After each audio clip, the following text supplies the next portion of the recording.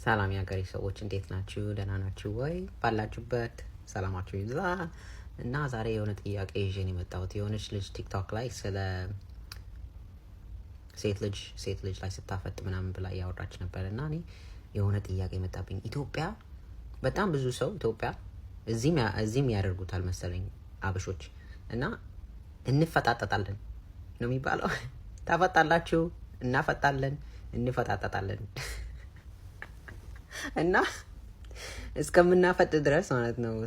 እስከምታየኝ እስከማይሽ ድረስ ዝም ብለን ከምንፈጣጠጥ ይባላል እንደዛ። ዝም ብለን ከምናፈጥ እርስ በራስ ላይ ምን አለበት የፈገግታ ሰላምታ ብናቀርብ? አሁን እዚህ ሀገር ሰውን አይ ኮንታክት ካደረገ ወይ ሰው ካየ መንገድ ላይ ማንተዋወቅ ከሆነም ራሱ የፈገግታ ሰላምታ እናቀርባለን። ማለት እንደዚህ ስናፈጥ ተያየን በል ከዛ ሃይ ሰላም እንደዛ እንላለን። ማናውቀውም ቢሆንም ማለት ነው። እና ኢትዮጵያ ለምን እንደዚህ አይነት ነገር የለም?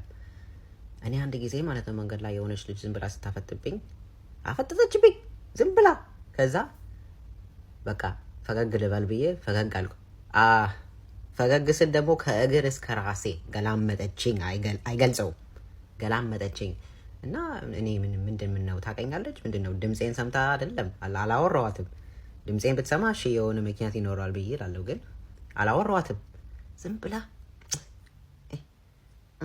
ኧረ የፈገግታ ሰላምታ ማንንም አይጎዳም። እግዚአብሔር የሰጠንን ፈገግታ ሰላምታችንን እናቅርብ። ይልመድብን፣ የሀገሬ ሰዎች ይልመድብን፣ በእውነት ይልመድብን።